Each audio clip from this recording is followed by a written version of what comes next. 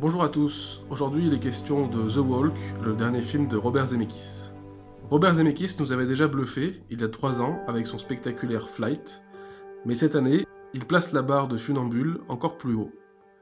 À la fois réaliste, drôle et touchant, mais surtout très impressionnant, son nouveau film, qui raconte l'épopée de Philippe Petit, de ses premiers pas en équilibre sur un fil jusqu'à sa fameuse traversée entre les tours du World Trade Center, vaut sans aucun doute le coup d'œil.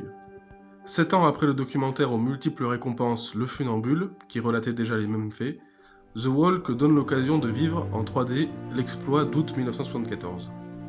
Par son talent de réalisation et ses idées géniales de mise en scène, Zemeckis donne une vertigineuse leçon de cinéma. Les effets spéciaux sont tellement efficaces qu'ils parviennent à nous faire oublier que les deux tours n'existent plus aujourd'hui. Un vrai tour de force. Le réalisateur tient également à nous montrer que dans cette aventure, le plus difficile n'a pas été la traversée elle-même, mais sa mise en place. Inutile de rappeler que le coup a été monté en secret dans l'illégalité la plus complète. Il faut donc attendre plus d'1h30 pour voir enfin arriver la scène finale de la traversée. Mais quelle superbe scène!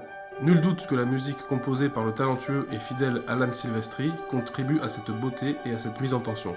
Seul regret, il était question au départ que Philippe Petit interprète son propre rôle. Si l'on ne peut rien reprocher à Joseph Gordon-Levitt, qui a réellement appris à marcher au-dessus du vide pour le film aurait certainement gagné en puissance si cette option d'origine avait été conservée.